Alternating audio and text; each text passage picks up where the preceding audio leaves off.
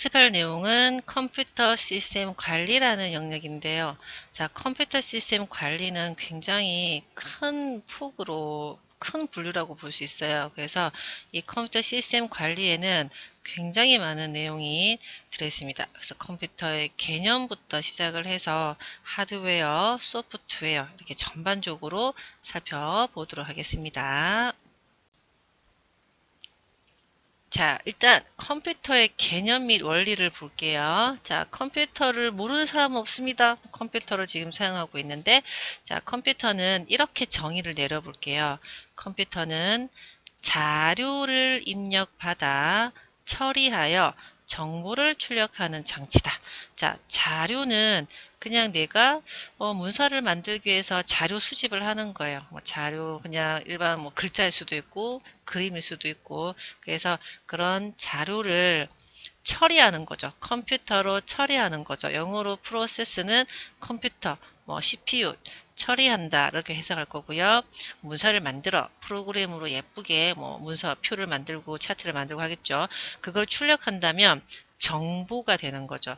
누군가에게 유용한 정보가 되어서 보고를 할 수 있게 되는 거죠. 그래서 컴퓨터는 자료를 입력받아서 가공, 처리하여 정보를 만들어내는 장치다. 이게 이제 그냥 기본적으로 우리가 컴퓨터의 정의라고 한답니다. 컴퓨터의 기본 원리. 컴퓨터는 이진법 혹은 이진수라고 하거든요. 자, 우리는 ABCD, 가나다라 같은 글자를 쓰고 있지만 컴퓨터는 또 컴퓨터의 언어가 있어요. 그걸 기계어라고 하거든요. 기계어. 그래서 컴퓨터 내에서 숫자와 문자를 일종의 전기 신호인 펄스의 조합 0과 1의 이진수로 모든 자료와 명령어를 처리한다. 자, 우리가 전기가 들어오는 그 깜빡거리는 순간, 그거를 이제 0, 1, 0, 1로 본다면은 컴퓨터는 이 0과 1로 이루어져 있어요.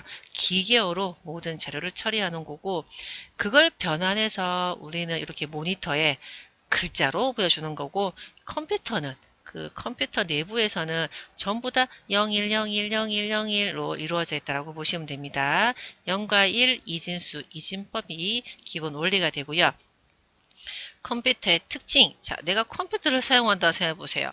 편리함을 줘야 되잖아요. 일을 잘 처리해야 되잖아요. 그래서 자동성, 정확성, 신속성, 호환성. 호환성은 컴퓨터 기종 다르다고 해서 일을 못해요. 그러면 안 되잖아요. 기종이 달라도 다 할 수 있어야 될 거고요. 대량성, 범용성. 자, 범용성은 널리, 그러니까 목적이 특수한 목적으로만 쓰는 게 아니라 다양한 용도로 사용할 수 있다는 그런 범위가 되겠습니다. 컴퓨터의 특징이고요. 예전에는 오늘날에 당연히 컴퓨터가 아니었겠죠. 그래서 컴퓨터의 발전 과정은 지금 제가 정리한 것 말고도 더 많이 있지만 한번 살펴볼 건 첫 번째, 파스칼이라는 개발자가 톱니바퀴를 이용한 컴퓨터를 만들었고 컴퓨터라고 볼 수도 없겠지만 그때 당시에는 덧셈 뺄셈을 어머 이렇게 해주다니 라고 해서 이때부터 시작이 되었습니다. 자, 톱니바퀴를 굴려서 덧셈 뺄셈을 하는데 덧셈 뺄셈만 돼요. 여러분 곱셈 나눗셈은 안 되는 건 이렇게 시작을 했습니다. 자, 그 다음에는 홀러리스라는 개발자가 천공 카드 시스템을 만들었는데 천공은 구멍을 얘기하는 거죠. 그래서 어떤 카드에 구멍을 똥똥똥 뚫러서 그걸 세면 미국의 국세 조사 및 인구 통계 조사에 아주 쉽게 사용을 했답니다. 자, 그 다음에는요. 애니악, 에드삭 이름이 비슷비슷한 요 컴퓨터가 나오게 되는데 일단 애니악이라는 컴퓨터는 최초의 전자식 계산기 그 이전에는 좀 기계적인 느낌이 있다면 이제는 뭔가 전자회로를 달았어요. 전자식 계산기가 시작이 되었고요. 에드삭, 에드박은 최초로 프로그램 내장 방식을 도입했다가 에드박에서 완성이 되었거든요. 자, 프로그램 내장 방식은 우리가 그 프로그램을 실행하려면 주기억 장치에 불러와다가 쓴다 그랬잖아요. 이 주기억 장치가 이제 컴퓨터에 내장되어 있는 거지. 예전에 외장돼 있을 때는 뭐 하나 실행하려면 굉장히 불편했어요. 뭐 케이블을 여러 번 꽂고 뺐고 사람이 있었어야 됐거든요. 근데 컴퓨터 내부에 내장시켜서 편하게 프로그램 실행시킬 수 있다라고 보시면 됩니다. 자, 유니박 1은요, 최초의 상업용 계산기, 상업. 이제는 컴퓨터를 사고 팔 수 있는 그런 시대였다는 거죠. 자, 이렇게 발전해 와서 오늘날의 멋진 최첨단의 컴퓨터가 되었겠죠. 컴퓨터 발전 과정이었고요. 컴퓨터 세대별 특징도 한번 살펴보도록 하겠습니다. 자, 1세대부터 5세대고 현재는 5세대입니다. 그래서 5세대의 특징을 한번 살펴볼게요. 인공지능, AI, 전문가 시스템. 자, 퍼지 이론은 뭐냐면 애매모호한 것도 처리해준대요. 퍼지, 애매모호한 걸 또 처리해주고 음성인식, 의사결정, 지원 시스템, 패턴을 인식해서 뭔가 내가 일을 처리할 수 있어요. 뭐 빅데이터가 될 수 있을 거고. 자, 5세대의 특징이고요. 컴퓨터가 명령어를 처리하는 속도 단위가 있습니다. 컴퓨터가 얼마나 명령어 빨리 잘 처리해 주느냐라는 걸 했을 때 하나, 둘 이렇게 6개가 있는데 뒤로 갈수록 빨라지는 거예요. 빨라지는 거예요. 밀리, 마이크로, 나노, 피코, 펜토, 아토. 제가 요 세컨드 S는 안 붙인 거예요. 밀리, 마이크로, 나노, 피코, 펜토, 아토 해서 아토초가 제일 빠른 거고요. 여러분이 좀 뉴스상에나 흔하게 듣던 거는 나노초죠. 나노초까지는 들어봤을 겁니다. 밀리는 10의 마이너스 3, 마이너스 3이니까 1000분의 1초예요. 0.001초. 그러면 나노초는 0이 19개야. 그러면 10억분의 1초, 10억분의 1초, 엄청난 빠르게 0.0000001초가 되겠죠. 이렇게 명령을 처리하는 거. 그래서 우리 연산 속도는 밀리초부터 아토초고 뒤로 갈수록 아토초가 더 빠르다라고 보시면 됩니다. 그리고 어떤 규칙성이 있냐면 3의 배수야. 마이너스 3, 6, 9, 12 등등등. 그래서 나노초 정도까지는 봐도 좋을 것 같습니다. 연산 속도 단위였고요. 컴퓨터의 처리 용량입니다. 자, 용량. 내가 하드디스크 용량이 얼마다, 또 주기억장치 용량이 얼마다 라고 하는 그 용량인데요. 키로바이트, 이제 바이트를 생략할게요. 키로, 메가, 기가, 테라, 페타, 엑사. 현재 테라까지는 또 많이 보셨을 겁니다. 그래서 하드디스크 용량을 내가 구매를 할 때 1테라바이트인지 뭐든지 볼 수 있겠죠. 자, 이 앞에 있는 게 작고요. 뒤로 갈수록 점점점 커지는 겁니다. 그리고 이 커지는 단위가 약 1000배. 그러면 1024바이트는 1메가바이트. 1024 메가바이트는 1kB 이렇게 되는 거겠죠. 기가바이트가 되게 되는 거죠. 그래서 약 앞에서 한 1000배 정도의 차이가 나고 뒤로 갈수록 더 큰 용량이 된다라고 보시면 되겠습니다. 처리 용량의 단위였고요. 컴퓨터의 분류. 자, 컴퓨터를 분류를 할 때는 기준에 따라서 좀 다르게 할 수 있는데 일단 취급 데이터입니다. 자료, 어떤 자료를 취급하느냐에 따라서 컴퓨터는 디지털, 아날로그, 하이브리드. 일단 하이브리드는요. 디지털과 아날로그의 장점을 혼합한 컴퓨터. 이다 하고 넘어가시고요. 우리는 디지털과 아날로그에 대해서는 좀 비교를 하셔야 돼요. 요거는 어떤 특성이 있고 나중에 뭐 문제지 나왔을 때 두 개를 비교해서 찾을 수 있는 정도가 되셔야 되거든요. 자, 디지털과 아날로그 일단 취급 데이터가 다릅니다. 자, 어떤 자료를 취급하냐면 디지털은 비연속, 자, 비연속을 좀 전문적인 말로 이산적이라고 하거든요. 자, 비연속적인 데이터, 숫자나 문자를 얘기하고요. 아날로그는 연속적인 데이터, 중간 끊기면 안 돼. 그래서 전류, 온도, 속도 등을 취급하는 데이터이고요. 구성회로는요, 논리회로, 아날로그는 증폭회로. 주요 연산은 디지털은 숫자를 뭐 덧셈 뺄셈 할 수 있겠죠. 사칙 연산, 논리 연산. 이 논리는 참 거짓, true, false 이런 얘기를 할 때 하는 거죠. 이 논리에 맞다, 옳은 결과다, 옳지 않은 결과다 이렇게 판단할 수 있는 거예요. 그리고 아날로그는 미적분 연산 가능하고요. 그럼 누가 연산 속도가 빠를까요? 디지털이 무조건 좋은 거겠지 라기보다는 연산 속도는 아날로그가 훨씬 더 빠릅니다. 왜요? 내가 어떤 그래프, 전류나 온도 등을 표시해버리면 끝이죠. 빠릅니다. 그에 비해서 뭐 1-1은 2, 조금은 느릴 수도 있겠지. 아날로그에 비해서요. 그래서 연산 속도는 디지털이 느리고 아날로그가 빠르다. 이렇게 정리를 할 수 있습니다. 자, 그리고 뭐 기억 장치. 프로그램이 필요한 거는 디지털이에요. 내가 1-2는 3이다 라고 기억해야 되거든요. 근데 아날로그는 그냥 그래프를 찍 그리고 증폭했던 거기 때문에 기억할 필요는 없다입니다. 용도는 널리 사용하는 범용, 특수한 목적으로 사용하는 전용 이렇게 구성되고 있어요. 디지털 컴퓨터, 아날로그, 취급 데이터부터 뭐 주요 연산 이런 부분을 꼭 살펴보세요. 자, 취급 데이터에 따라서 아날로그랑 디지털로 분류했다면 지금은 사용 목적, 용도에 따라서도 두 개로 나눕니다. 전용, 범용. 전용은 특수 목적에 사용되는 컴퓨터로 뭐 군사시설이라든지 기상 관측이라든지 이런 데서 특수한 목적으로 사용되고 주로 아날로그로 분류할 수 있고요. 범용은 다양한 분야에서 여러 가지 목적으로 사용하는 디지털 컴퓨터라고 볼 수 있겠습니다. 자, 그 다음 처리 능력에 따른 분류를 볼 거고요. 슈퍼컴퓨터. 슈퍼컴퓨터는 수백 명이 수십 년 동안 일을 할 내용을 아주 뭐 단시간에 할 수 있다고 합니다. 기상 관측 및 일기예보, 우주 및 항공 분야에서 초고속 계산을 하는 슈퍼컴퓨터. 자, 그 다음 메인 프레임은 은행, 정부기관, 대학 등에서의 규모에서 사용하는 컴퓨터고요. 미니, 그거보다는 작습니다. 기업체, 학교, 연구소 등에서 사용하는 규모의 미니 컴퓨터고요. 개인용, 이제 우리 같은 개인용 컴퓨터를 사용하는데 우리 또 개인용 컴퓨터에는 이렇게도 분류를 해요.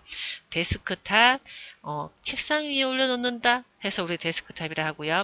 랩탑, 무릎에 놓고 쓴다. 노트북, 랩탑이나 노트북이랑 거의 비슷한 의미가 되겠죠. 그 다음에 팜톱, 팜은 손바닥, 여러분 손바닥 위에 올려놓고 사용하는 여러분 지금 휴대폰 그런 의미라고 보실 수 있겠네요. 자, 그래서 처리 능력에 따라서 슈퍼, 메인프레임, 미니, 그리고 개인용에도 이렇게 종류로 구성되고 있습니다. 컴퓨터의 분류였어요. 여기서 잠깐 안 나오는지 궁금했었죠. 자, 취급 데이터로 분류한 컴퓨터에서 자, 취급 데이터는 디지털이냐 아날로그냐라고 했었는데요. 이산적인 자료. 자, 이산적인 거는 비연속적인 자료를 얘기하는 거였죠. 자, 그런 자료를 취급하여 산술, 논리 연산에 적합한 거는 무엇이었습니까? 바로 디지털 컴퓨터였습니다. 알고 계셨죠? 자, 디지털 컴퓨터. 산술 논리 연산에 적합하다. 아날로그에 비해서는 속도가 느리지만 우리가 범용으로 사용하고 있는 컴퓨터가 되겠습니다. 자, 다음 내용 살펴볼게요. 정보 처리 운영 방식에 대해서 볼게요. 자, 정보가 뭐였죠? 정보는 자료를 가공 처리해서 유용한 결과물로 만들어낸 걸 우리가 정보라고 했습니다. 그래서 이 정보를 어떻게 처리하는지 그 운영 방식에 대해서 보도록 합니다. 첫 번째, 일괄 처리 시스템. 일괄, 뭔가 모은다, 한꺼번에 이런 뜻이에요. 그래서 발생된 자료를 일정 기간이나 일정 양을 모아두었다가 한꺼번에 처리합니다. 예를 들면 한 달에 한 번씩 처리하는 거, 뭐 우리 여러분 뭐 관리비라든지 전기요금, 어떤 세금 이런 부분은 한꺼번에 모아서 처리하는 방식이겠죠? 실시간 처리입니다. 실시간은 즉시란 뜻인 거죠. 그래서 발생된 자료를 즉시 처리하는 방식이다. 은행 업무라든지 예약을 하거나 조회하는 거는 즉시 처리해 줘야 됩니다. 실시간 처리고요. 시분할 처리 시스템입니다. 자, 시분할은 CPU를 분할했다라는 뜻이에요. 하나의 CPU를 여러 사용자가 할당하여서 사용합니다. 그러면 하나의 CPU에 여러 사용자가 사용하면 속도가 좀 느려지지 않을까라고 생각할 수도 있잖아요. 그런데 이 사용자는 마치 자기 혼자만 사용하는 것처럼 그렇게 느껴진대요. 자, 다음은 다중 프로그램입니다. 다중은 여러 개, 그죠? 그래서 하나의 CPU로 여러 개의 프로그램을 동시에 처리하는 방식이고요. 임베디드입니다. 임베디드 시스템은 일단 임베디드가 영어로 내장되어 있다. 내장, 비슷한 말이 이렇게 또 탑재가 되겠는데 어디다가 탑재하냐면 내가 제어가 필요한 시스템의 두뇌 역할을 하는 전자 시스템으로 특정 기능을 수행하는 응용 프로그램을 탑재하여 컴퓨터 기능을 하는 것입니다. 그래서 여러분의 TV나 냉장고 등의 가전제품에 많이 사용돼요. 그래서 가전제품을 마치 컴퓨터인 것처럼 그렇게 사용하고 제어할 수 있는 걸 바로 임베디드 시스템이라고 합니다. 다음은 다중 처리. 여기서 처리는 CPU, 중앙 처리 장치를 얘기해요. 그래서 중앙 처리 장치가 여러 개군입니다. 2개 이상의 CPU로 여러 개의 프로그램을 동시에 처리하는 걸 다중 처리라고 하고 듀얼과 듀플렉스가 있는데 둘 다 2개의 CPU를 사용하긴 하는 거예요. 그러나 듀얼은 그 2개를 동시에 처리하는 거고 듀플렉스는 하나는 예비로 대기하고 있는 시스템입니다. 자, 다음은 정보 처리 시스템인데요.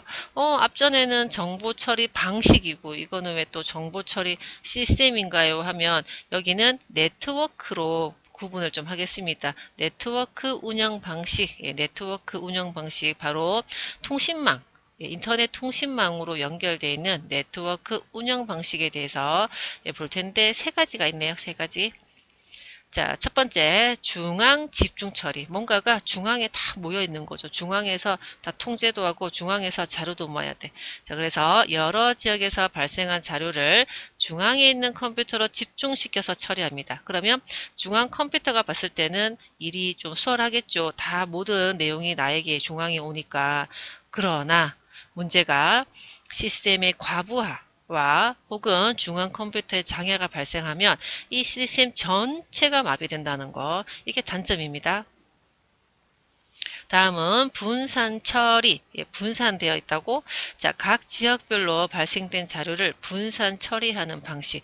일명 지역이 달라요. 서울, 부산, 대구 이런 데서 서로 자료를 처리하고 나중에는 네트워크로 연결되어 있을 거니까 자료를 모으기도 하고 또 공유하기도 하고 분산돼서도 어렵지 않게 일을 처리할 수 있다는 거죠. 그래서 시스템의 과부하 방지, 안정성, 유연성, 신뢰성, 확장성에 유리하다라고 하고 또 다른 말로요. 클라이언트 서버 방식이라고 합니다. 클라이언트 서버. 자, 우리가 클라이언트는 고객이라는 말도 있지만 여기서는 이제 정보를 제공받는 쪽, 서버는 정보를 제공하는 쪽. 그래서 클라이언트와 서버 방식을 분산 처리 시스템이다. 혹은 분산 처리 시스템을 클라이언트 서버 방식이다라고 같이 취급을 하셔도 되겠습니다. 자, 세 번째는 동배간 시스템. 자, 동배간이라는 말은 조금 낯설고 어렵겠지만 요 P2P는 많이 들어보셨을 거예요. P2P, P2P, 피어, 투 피어 이렇게를 얘기하는데 자, 피어는 개인을 얘기합니다. 그래서 인터넷상에서 개인과 개인 간에 이루어지는 파일 공유를 얘기하는 거예요. 그래서 각각의 컴퓨터는 클라이언트가 될 수도 있고 또 동시에 서버가 될 수 있습니다. 내가 개인이 자료를 올려요. 또 누군가가 자료를 다운받고 또 내가 자료를 다운받기도 한다는 거죠. 그래서 개인 간에 이루어지는 파일 공유 P2P 있습니다. 자, 다음은요. 자료 표현 단위를 볼게요. 컴퓨터가 인식하는 자료 표현의 작은 단위부터 점점점 커지는 단위입니다. 자, 비트입니다. 비트는 정보 표현의 최소 단위, 정보를 나타내는 가장 최소 작은 단위를, 기본 단위를 우리는 비트라고 하고요. 비트는 0 또는 1, 0이나 1을 나타내는 거예요. 그래서 만약에 1비트, 그럼 0, 뭐 2비트 그러면 00 될 수도 있어요. 01 될 수도 있어요. 그래서 0이나 1을 표현하는 걸 우리는 비트라고 합니다. 니블은요 4개의 비트로 구성되어 있고 바이트는 8개입니다. 자, 워드라는 거. 우리가 그 프로그램 워드 아니고요. 여러분, 워드는 컴퓨터 내부 CPU에서 명령을 처리하는 단위입니다. 명령을 처리하는 단위는 워드 단위로 처리하고 또 세 가지가 있어요. 하프, 풀, 더블. 자, 다음은 필드입니다. 필드는 아이템, 항목이라고 하죠. 열이라고도 합니다. 필드는 열입니다. 자, 예를 들어서 우리는 뭐 비상 연락망을 하나 만들까요? 라고 하면 항목이 필요하겠죠. 뭐 사람 이름, 전화번호, 뭐 주소, 뭐 나이 이 정도. 그래서 그런 항목을 열을 필드라고 하는 거죠. 레코드는 행이라고 합니다. 행자로. 자, 우리가 비상 연락망을 만들 건데 사람 인원수에 따라서 행이 만들어지겠죠. 그 사람 인원수를 레코드라고 하면 돼. 우리 반에 사람이 15명이야. 그러면 연락처에 레코드는 15개다 라고 하는 거예요. 자, 필드와 레코드가 모이면 파일이 되고 파일이 모여서 가장 큰 단위인 데이터베이스가 된다입니다. 작은 단위부터 점점점 크게 나가고 있고 각각의 특징도 꼭 제가 파란색으로 해놓은 걸로 생각하세요. 자, 다음은요. 문자를 표현해 볼게요. 문자. 가나다라 ABC 같은 문자를 표현할 건데, 자, 여러분, 기계는, 컴퓨터는 0101 기계어로 이진수로 알아듣는다 했잖아요. 그래서 우리가 A라고 하는 것도, 나는 A라고 적었지만, 이 컴퓨터는 0과 1을 가지고 글자를 기억하고 표현한다는 뜻입니다. 일단 문자를 표현하는 거는 4개가 있어요. BCD, EBCD, IC, 아스키라고 하고 유니코드라고 하는데 자, 이 코드는 비트 수가 각각이 조금 다르답니다. BCD 코드는 6비트로 64개의 문자 표현이 가능하다. 영문자에 대소문자를 구별하지 못한다. 자, 이 6비트라는 거는 0과 1을 6개를 가지고 뭔가를 표현한다는 뜻이에요. 그래서 예를 들어서예요. A라는 글자를 표현할 때 나는 0과 1을 6개를 쓸 수 있다. 이런 뜻이에요. 자, 이 BCD, IC는 여러분 잘 보면 이 BCD 앞뒤로 이제 알파벳이 더 있잖아요. 그래서 확장된 BCD 코드다라고 하는데 요거는 비트 수가 8입니다. 8. 8비트로 256가지 표현이 가능하고 예를 들어 A라는 글자를 표현한다면은 010101을 8개 쓴다는 뜻이에요. 자, 다음은 아스키 코드입니다. 자, 이 A가 아메리카, 미국입니다. 그래서 이걸 이제 미국 표준 코드라고도 하는데 비트 수는 7비트고요. 128가지 표현이 가능하다. 그리고 확장된 아스키 코드는 1비트가 더 추가되어서 8비트까지 사용 가능하여 256가지 문자를 표현합니다. 특징은 영문자에 대소문자 구별이 가능하고요. 개인용 컴퓨터나 데이터 통신용 코드로 사용된다. 여러분, 아스키 코드 같은 경우에는 이 내용을 전부 다 꼭 기억을 하세요. 자, 유니코드는 국제 표준이라고 합니다. 자, 아스키가 미국 표준입니다. 그러면 영어에 대해서 표현은 가능하겠지만 각 나라의 글자 표현은 안 되겠죠. 그래서 각 나라의 글자도 표현할 수 있도록 국제 표준 유니코드를 만든 거예요. 자, 유니코드는 16비트입니다. 16비트는 2바이트죠. 8개의 비트가 1바이트니까 16비트로 각 나라의 언어를 표현할 수 있는 국제 표준 코드이다. 여기서 조금 이해가 안 되는데 잘 모르겠는데 하는 부분이 있을 거예요. 뭐냐면 6비트가 왜 64예요? 그죠? 8비트가 왜 256인가요? 이게 아마 궁금하실 거예요. 다음 페이지 보시면 자, 여러분 2비트라고 하는 경우는 0과 1을 표현할 수 있는 경우의 수가 2개란 뜻입니다. 그러면 3비트는 0과 1을 표현할 수 있는 경우의 수가 이제 3개로 만들어졌을 때 어떻게 있죠? 하는 거예요. 자, 한번 2비트를 보도록 할게요.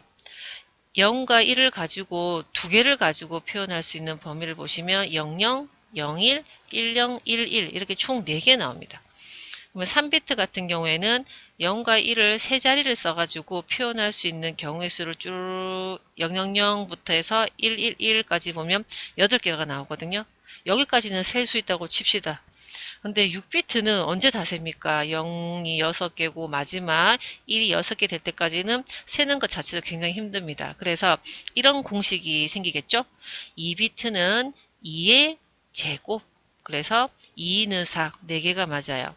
그러면 3비트 같은 경우에는 2의 세제곱, 2를 3번 곱한다는 뜻이죠. 그래서 2는 4, 4, 2, 8에서 8이 나오는 겁니다. 이 공식에 맞춰 하시면 돼요. 그래서 그 BCD 코드가 6비트인데 왜 그랬나요? 해보면 2의 6제곱 하니까 2는 4, 4, 2, 8, 8이 16, 32, 64가 나온 거죠. 7비트는 2의 7승, 2의 8승, 10비트는 2의 10승 해서 이런 숫자가 나오는 거니까 참고하시면 되겠습니다. 하드웨어, 소프트웨어는 이렇게 분류한다 그랬어요. 하드웨어는 기계를 얘기하는 부분이다. 그리고 소프트웨어는 프로그램인데 우리 첫 시간에 운영체제에 대해서 배웠었죠. 시스템 소프트웨어 했었고요. 오늘부터는 이 하드웨어 기계 장치에 대해서 살펴보도록 하겠습니다. 중앙 처리 장치, 우리 컴퓨터의 핵심 두뇌에 해당한다고 해서 자료를 입력받아서 이 처리하고 출력 장치로 보내주겠죠. 예, 중앙 처리 장치 CPU가 있고요. 주기억 장치, 프로그램을 명령어를 실행을 하려면 이 주기억 장치에 불러와서 실행해야 됩니다. 보조 기억 장치는 우리 하드디스크, USB, CD 이런 보조 기억 장치고요. 기타 기억 장치, 컴퓨터 안에 있는데 이렇게 중앙 처리 장치, 주기억, 보조 기억 장치로 분류되지 않았지만 꼭 기억해야 될 기타 기억 장치가 있고요. 입력, 출력 장치가 있습니다. 자, 그러면 먼저 중앙 처리 장치에 대해서 살펴보도록 할게요. 영어로 CPU라고 합니다. 중앙 처리 장치는 3개로 구성되어 있어요. 제어 장치, 연산 장치, 레지스터입니다. 자, 이 레지스터가 과연 뭘까요? 라고 볼게요. 레지스터는 이렇습니다. 중앙 처리 장치 내에서 연산이나 명령어를 처리하고 계산하고 연산이나 연산 결과 값을 일시적으로 누군가는 기억을 해야 돼요. 그래서 내가 A라는 값을 가지고 있는데 다른 장치에게 보내줘야 된다든지 이런 경우 필요하죠. 그래서 일시적으로 기억하는 소량의 임시 기억 장소를 우리는 레지스터라고 합니다. 자, 이 레지스터는 제어 장치, 연산 장치에서 발생하는 어떤 중간값, 결과값을 일시적으로 기억하고 있는 장소라고 했기 때문에 이 제어 연산 장치에도 어떤 용도에 맞게끔 다양한 레지스터가 있다라고 볼 수 있는 거죠. 자, 그리고 레지스터의 크기는 한 번에 처리 가능한 데이터의 크기로 자, 워드가 뭡니까? 우리 자료 표현 단위에서 비트, 니블, 바이트, 워드가 있었죠. 워드가 명령어를 처리하는 단위가 됩니다. 자, 워드의 크기 및 메모리의 용량과 관계있다. 메모리 주기억 장치요. 프로그램을 명령어를 실행하기 위해서 이 메모리로 불러오잖아요. 그 용량과 관계가 있다. 플립플롭이나 레치 회로, 요거는 그냥 하나의 용어일 테니까요. 회로를 연결한 구조이다. 그리고 가장 큰 특징이 기억 장치 중에서 속도가 가장 빠르다입니다. 자, 우리 중앙 처리 장치가 속도가 제일 빠르겠죠? 그래서 명령어를 처리하고 제어하겠죠? 이 중앙 처리 장치 중에서도 좀 세부적으로 살펴본다면 레지스터라고 하는 거죠. 그래서 레지스터가 기억 장치 중에서 속도가 가장 빨라야 우리 명령어를 빨리 수행할 수 있다는 거죠. 자, 레지스터는 제어 장치, 연산 장치에도 존재한다고 했는데 어떤 게 있는지 보도록 하겠습니다. 자, 제어 장치는요, 영어로 CU라고 하고, 제어, 통제, 감독, 지시를 하는 거겠죠. 그래서 여러 장치들, 입출력 장치, 저장 장치, 연산 장치 등에 있는 모든 장치들의 동작을 지시하고 제어하는 장치입니다. 너 명령 잘하고 있어? 이렇게 이제 제어하는 거죠. 주기억 장치에서 읽어드린 명령어를 해독하여 해당하는 장치에다가 신호를 보내서 감시하는 겁니다. 자, 아래 표는요, 제어 장치에 나와 있는 레지스터입니다. 첫 번째는 프로그램 카운터예요. 프로그램 카운터는 다음에 수행할 명령어에 이거를 기억한다. 주소, 번지를 기억하는 레지스터. 다음에 수행할 명령어의 주소, 여기서 주소가 뭐지? 라고 한다면 이런 거예요. 자, 우리가 아파트에 살고 있어. 아파트엔 주소가 있죠. 그 호수가 있겠죠. 101호, 102호, 103호 이런 게 있습니다. 자, 내가 각 호수마다 방문해서 뭔가를 전달해 줘야 돼요. 어떤 걸 전달해 줄 건데, 지금은 101호예요. 101호에 가서 뭘 줬어. 그러면 다음에 몇 번째 가야 되겠죠? 102호에 가야 되겠죠? 102호를 갔어요. 그럼 다음에 몇 번째 가야 되죠? 103호로 가야 되겠죠. 그래서 내가 어떤 걸 전달하기 위해서 혹은 명령어를 수행하기 위해서 다음에 몇 번째를 갈까요? 주소는 뭔가요? 라고 기억하고 있는 게 바로 프로그램 카운터입니다. 그래서 이 프로그램 카운터도 다음에 수행할 명령어는 몇 번째에 있죠? 라고 그 주소를 기억하는 게 바로 프로그램 카운터입니다. 자, 프로그램 카운터는 레지스터로 끝나지 않는 이름이네요. 그래서 시험에 가끔씩 나온답니다. 프로그램 카운터는 레지스터다. 다음에 수행할 주소를 기억하고 있다. 명령 레지스터는요, 현재 수행 중인 명령어를 기억하고요. 명령 해독기, 명령을 해독하는 자, 부호기입니다. 자, 부호기는 혹시 사칙 연산하는 부호인가 라고 생각할 수 있겠지만 그게 아니라 신호로 변환하는 겁니다. 신호로 변환하는 부호기가 있고요. 주소 레지스터, 주소를 기억하고 버퍼 레지스터, 내용을 기억하고 이런 레지스터 종류가 제어 장치입니다. 자, 다음은 연산장치 ALU라고 하고요. 직접 이제 명령어를 처리, 계산하는 거예요. 제어 장치에서 명령에 따라 실제로 연산을 수행하는 장치고 이 연산의 종류에는 산술 연산, 논리 연산. 자, 논리는 이 답이 옳다, 그르다. 옳다, 옳지 않다 이걸 판단할 수 있는 거예요. 관계 연산, 이동 등 이런 걸 연산 장치에서 하고 이 표는 또 그런 레지스터의 종류가 되겠습니다. 누산기, 누산기는 연산된 결과를 일시적으로 기억하는 레지스터. 연산 장치의 가장 대표적이라 보시면 돼요. 자, 가산기는 덧셈을 수행하고요.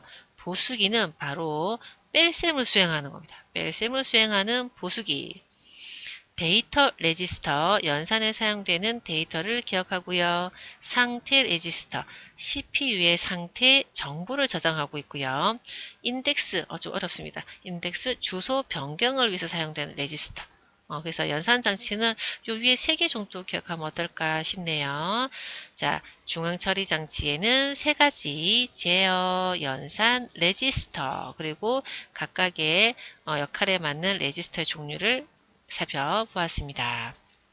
자, 그렇게 중요한 중앙처리장치 CPU에서는 성능평가 단위가 있거든요. 얼마나 명령어를 많이 빨리 처리하느냐라는 단위로 3개가 있어요. 자, 클럭 속도, 밉스, 플롭스입니다. 자, 클럭은 CPU가 1초당 발생하는 제어 신호다. 클럭 주파수가 높을수록 속도가 빠르다. 자, 이거는 우리가 전기가 들어올 때요. 전기가 들어오고 나가는 그 짧은 깜빡깜빡 거리는 그 아주 작은 시간에 명령어를 얼마나 많이 처리할 수 있나요? 그래서 이제 이런 주파수라는 말이 나오거든요. 자, 클럭은 이렇게 확인할 수 있습니다. 탐색기. 에서 내 PC를 오른쪽 단추 누르면 속성이요. 자, 속성 메뉴 가보면 시스템에 대한 정보가 나옵니다. 우리 설정 메뉴랑은 조금 다르게 나오죠. 자, 여기에서도 우리 프로세서에 쭉쭉쭉 따라가 보면 이 수치가 나오거든요. 저는 이제 1.44GHz라는 수치가 나와 있는데 이게 바로 클럭 속도입니다. 그래서 이 속도가 숫자의 크기가 클수록 이 숫자의 크기가 클수록 명령어를 많이 처리하는구나. 그래서 속도가 빠르다라고 하는 하나의 단위가 되는 거예요. 아마 여러분 PC는 저보다 클지도 모릅니다. 자, CPU의 성능평가 단위 클럭이고요. 두 번째는 밉스입니다. 자, 밉스에서 이 M은 밀리언, 100만이란 뜻이고요. 맨 끝에 S는 초이죠. 세컨드. 그래서 1초당 처리할 수 있는 몇 100만 개의 명령어, 1초당 몇백만 개를 처리할 수 있죠? 라고 하는 명령어 수입니다. 당연히 많을수록, 클수록 많이 처리할 수 있구나가 되겠죠. 세 번째, 플롭스. 플롭스도 1초당 수행할 수 있는 어떤 연산의 횟수. 많이 할수록 일을 잘하는구나가 되는 거죠. 자, 그래서 우리 중앙처리장치 성능평가 단위 세 가지 한번 살펴보았습니다. 자, 다음은요. 주기억 장치입니다. 주기억 장치를 우리는 뭐 메모리, 뭐 메인 메모리 이렇게 얘기를 하는데요. 주기억 장치는 두 개로 구분되거든요. 램 있고요. 이따 하나 더 나올 거예요. 자, 램은 어떤 약어냐면 랜덤 액세스 메모리. 랜덤은 자유롭게, 자유롭게, 액세스, 접근한다. 기억장치. 자유롭게 접근하는 기억장치는 읽고 쓰기가 된다. 내가 자유롭게 읽을 수도 있고요. 쓸 수도 있고요. 그런 메모리를 우리는 램이라고 하는데, 그럼 어떤 용도로 쓰느냐? 실행 중인 프로그램이나 데이터를 저장하는 기억장치를 우리는 램이라고 합니다. 램. 자, 그래서 잠깐만 앞에 화면에서 볼게요. 여기 내 컴퓨터 시스템 정보에서 설치된 메모리라고 해서 램이라고 되어 있잖아요. 이 램이 내가 프로그램을 실행하기 위해서 이 램에 불러다 쓴다 하는 그 램입니다. 자, 그래서 일반적인 주기억 장치를 램이라고 하고요. 프로그램을 불러다 쓰는 거니까 자유롭게 읽고 쓰기가 가능한 기억 장치다가 되는 거죠. 자, 그러나 이 램은 전원이 공급되지 않으면 기억된 내용이 사라지는 휘발성 메모리입니다. 내가 프로그램 불러다 쓰고 있는데 갑자기 전원이 나갔다든지 아니면 전원을 껐다가 켰어요. 그럼 그 내용은 보관하고 있지는 않는다는 뜻인 거죠. 다시 불러와야 된다라는 뜻입니다. 자, 램이었습니다. 자, 그리고 또 하나는 롬입니다. 롬. 롬은 read only memory입니다. 오직 읽을 수 있는 메모리. 오직 읽을 수 있다고요? 오직 읽는다는 말은 내가 사용자가 함부로 수정을, 삭제를 못한다는 뜻인 거거든요. 오직 읽을 수 있다. 그래서 엄청 중요한 거. 엄청 중요한 사용자가 함부로 바꾼다든지 이런 게 아니라 시스템적으로 굉장히 중요한 거. 너는 읽을 수만 있어. 내가 해놓은 걸 읽어서 컴퓨터 시스템을 잘 사용할 수 있도록 해주는 그런 중요한 파일을 롬에 저장해 놨겠죠? 그죠? 자, 그래서 읽기 전용이다. 그리고 전원을 껐다가 켜도 내용이 사라지지 않는 비휘발성 메모리다. 왜요? 중요한 시스템 파일이 보관되어 있을 테니까 내용이 사라지면 안 된다는 거예요. 자, 그러나 그 중요한 파일을 봐가지고 있는데 만약에 컴퓨터를, 윈도우를 업그레이드 했습니다. 그러면 그 중요한 시스템 파일도 좀 그에 맞춰서 업그레이드가 돼야 되지 않을까요? 윈도우는 업데이트 됐는데 그 시스템 파일은 업데이트 안 되면 다시 교체 구매를 하란 말인가요? 그래서 우리가 방법에 따라서 여러 번 수정이 가능합니다. 자, 네 가지 롬이 있는데요. 마스크 롬은 수정 불가능이에요. 그냥 그 공장에서 제조 과정에서 기록한 걸 그냥 읽을 수 있는 수정 불가능한 걸 마스크 롬이라고 하고요. P 롬은 한 번 가능합니다. 딱 한 번. 자, 그 다음에 여러 번 기록할 수 있는 게 EPROM이 있고 E가 두 번, EEPROM 이렇게 되어 있는데 어떤 방법을 썼냐면 EPROM은 자외선, EEPROM은 정기적인 방법을 이용해서 여러 번 수정 가능합니다. 자, 그래서 내가 여러 번 수정한다는 의미는 업그레이드, 업데이트 할 수 있다. 윈도우가 업데이트 하는 그거에 맞춰서 나도 어떤 그런 시스템 파일이 업데이트 돼야 된다면 할 수 있다가 되는 거죠. 그러면 우리는 정기적인 방법으로 업데이트 하는 게 가장 우리가 일상에서 쉽게 하실 수 있겠네요. 자, 오직 읽을 수 있는 읽기 전용 롬은 중요한 시스템 파일이 저장되어 있는데 요 방법에 따라서 여러 번 수정할 수 있다고 했고요. 이 정기적인 방법, 이 EPROM으로 우리는 바로 요걸 할 수 있습니다. 롬, 바이오스, 롬, 바이오스. 그러면 이 바이오스라는 게 롬에 저장되어 있다. 램에 저장된 게 아니라 롬에 저장되어 있다라고 하는데요. 그러면 이 바이오스가 무슨 뜻이냐? 베이직, 인풋, 아웃풋 시스템, 기본 입출력 시스템입니다. 자, 기본 입출력 이것은 무엇이냐면 여러분 전원을 켜잖아요. 부팅을 하잖아요. 그러면 부팅을 할 때 짜라라라 어떤 파일이 필요해서 여러분의 그 바탕화면까지 나온다는 거죠. 그러면 부팅할 때 제일 먼저 실행되는 게 바로 바이오스입니다. 부팅할 때 뭔가를 점검을 해야 돼. 입출력 장치부터 시작해서 시스템 파일을 쫙 점검해서 정상적으로 부팅이 완료가 되는 거거든요. 그러면 이 부팅에 대한 아주 중요한 자료가 램에 저장되어 있으면 함부로 수정하고 전원을 껐다 키며 뭐 사라지고 그러면 안 되겠죠. 그래서 그렇게 시스템 파일, 부팅에 관한 중요한 파일은 내용이 사라지지 않는 롬에 저장하는 겁니다. 그래서 롬이라는 장치의 바이오스가 기억되어 있는 거예요. 롬 바이오스 이렇게 이름을 합니다. 램 바이오스 아닙니다. 자, 그런데 앞에서도 얘기했지만 수정을 해야 될지도 몰라요. 왜요? 윈도우는 업데이트가 되고 있는데 이 바이오스 부팅에 관한 정보는 그대로 멈춰 있다 생각해 보세요. 안 되겠죠. 그래서 이 바이오스도 업데이트를 해야 될 수도 있다는 뜻입니다. 그래서 플래시롬에 저장을 하면 업데이트가 가능해요. 플래시롬에 저장하면 이 기계를, 하드웨어를 교체를 할 필요 없이 소프트웨어를 업그레이드해서 거의 뭐 영구적으로 사용 가능합니다. 그래서 롬 바이오스, 근데 그걸 플래시롬에 저장하면 업그레이드해서 영구히 사용할 수 있구나 라고 하고요.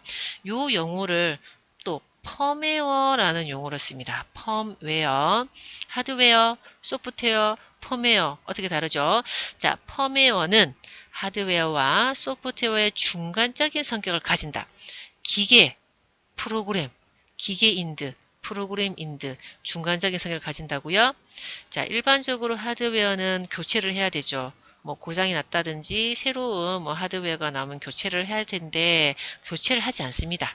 교체를 하지 않고 그 안에 쓰고 있는 프로그램, 소프트웨어만 업그레이드를 해서 이 시스템의 성능을 높여서 영구히 사용할 수 있다는 거죠.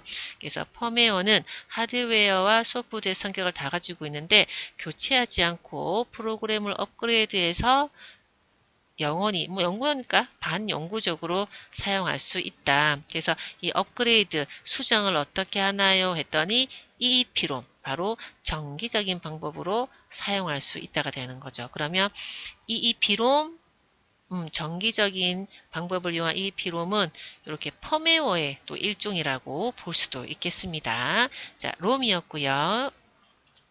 여기서 잠깐 기록된 내용을 정기적인 방법으로 여러 번 기록할 수 있는 기억장치 무슨 롬이었는데 정기는 바로 E가 두 번 들어간 EEP롬이었습니다. 기억하셨죠? 자, 이제 주기억장치 롬과 램이 끝나고 이번에는 보조 기억장치 봅시다. 보조. 여러분이 문서를 저장하시고 하는 일명 뭐 C 드라이브 등을 이제 우리가 보조 기억 장치라고 하죠. 자, 보조 기억 장치 종류도 많지만 제가 세 가지로 한번 구분을 봤고요. 가장 일반적인 보조 기억 장치 하드 디스크, 뭐 HDD라고도 합니다. 그런데 장단점이 다 있어요. 용량은 좀 큰데 자기 디스크를 이용한 저장 장치로 용량은 크나 전력 소비가 크고요. 발열이 심하고요. 충격이 약합니다. 조심하셔야 돼요. 그래서 뭐 외장 하드 디스크를 쓸 때에도 이제 뭔가 충격에 약할 수 있으니까 우리가 소중하게 보관했다는 거지. 그래서 이것을 대체할 SSD라는 보조 기억 장치가 나왔어요. 하드 디스크를 대체할 무소음, 저전력, 소형화, 경량화, 고효율의 속도를 지원하는 바로 반도체로 이루어져 있습니다. 반도체 기억 장치가 되는 거죠. 그래서 하드디스크보다 충격에 강하고요. 속도도 되게 빠릅니다. 고속으로 데이터 입출력을 할 수 있고요. 또 기계적인 오류 적습니다. 발열도 적습니다. 그래서 요즘은 SSD로 하드디스크를 사용하고 있다. 예, 기억하시고요. 그 다음 광 디스크. 광은 이제 빛을 이용한 레이저를 이용한 우리 디스크 뭐 CD 이렇게 얘기를 하는 건데 이것도 용량에 따라서 좀 변화가 있거든요. 그래서 CD는 650MB, DVD는 최대 17GB 이것도 많다라고 생각했는데 요즘은 블루레이 블루레이라고 해서 최대 50GB까지 저장을 하실 수 있어요. 그리고 얘는 이름에서 알 수 있듯이 청색 레이저를 사용해서 여러분 대용량으로 뭔가를 저장할 수 있는 디스크가 되겠습니다. 자, 보조 기억 장치 살펴보았고요. 자, 그 다음에는 기타 기억 장치입니다. 기타 기억 장치는 앞에서 봤던 중앙 처리 장치, 또 주기억 장치, 보조 기억 장치, 요런 내용 외쪽으로도 뭔가를 기억해야 되는 게 있어요. CPU 내에서, 뭐 주기억 장치 내에서 그런 부분이 있거든요. 한번 기타 기억 장치 살펴보도록 하겠습니다. 캐시 메모리. 자, 캐시 메모리는 누구와 누구 사이에 존재하는지를 보세요. CPU, 속도가 몇 등으로 빠르죠? 이 안에 있는 레지스터 1등으로 빠르죠? 그 다음에 그에 비해서는 주기억 장치가 느리겠죠? 그래서 둘 사이에는 속도 차이가 발생합니다. 그 0.0001초라도 엄청난 차이가 되겠죠. 그래서 CPU와 주기억 장치 사이에 속도를 맞춰주기 위해서 처리 속도를 향상시키기 위해서 필요한 메모리가 됩니다. 빠른 처리 속도의 CPU와 상대적으로 느린 주기억 장치의 속도 차이 문제를 해결하는 거고요. 램의 종류를 제가 그냥 램만 넘어갔는데 사실은 SRAM이라는 게 있거든요. 그게 이제 캐시 메모리로 사용되고 있습니다. 자, 그 다음 버퍼 메모리가 있는데요. 이 버퍼 메모리는 그냥 두 장치예요. 속도가 빠른 장치랑 상대적으로 속도가 느린 두 장치, 이 두 장치 사이에 속도 차이 문제를 해결해 준다는 그냥 좀 큰 영역이 되는 거죠. 그래서 이 캐시 메모리도 버퍼 메모리의 일종이다 라고 보시면 돼요. 그래서 버퍼 메모리는 두 장치 사이에 속도를 해결하기 위해서 임시 기억 장소 메모리다 입니다. 누구든지 두 장치가 되는 거예요. 뭐 CPU와 주기억, CPU와 입출력, 뭐 입출력과 보조기억, 뭐 주기억과 입출력, 누구든지 두 장치의 어떤 속도 차이가 발생한다면 그걸 해결하기 위한 메모리를 버퍼 메모리라고 하고요. 자, 가상 메모리라고 있습니다. 가상은 실제로 이루어지는 건 아니겠네. 그래서 가상은 누구를 누구처럼 사용을 할 거예요. 누구를 누구처럼 사용하냐면 용량이 큰 보조기억 장치를 주기억 장치처럼 사용하는 겁니다. 자, 주기억 장치가 뭡니까? 램.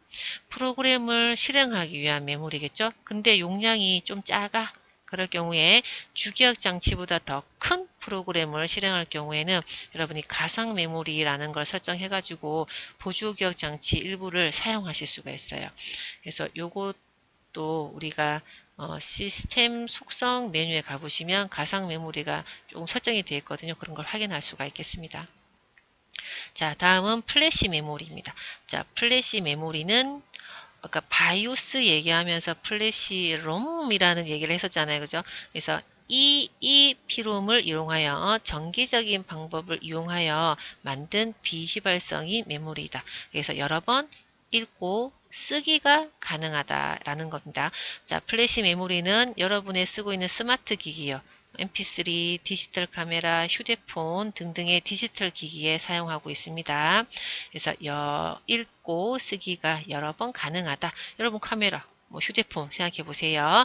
그래서 저장하는 단위는 블록 단위라는 걸로 기억한다. 자, 그래서 플래시 메모리 정기적인 방법을 이용해서 여러 번 수정할 수 있는 EEPROM 같이 또 취급을 하도록 하겠습니다.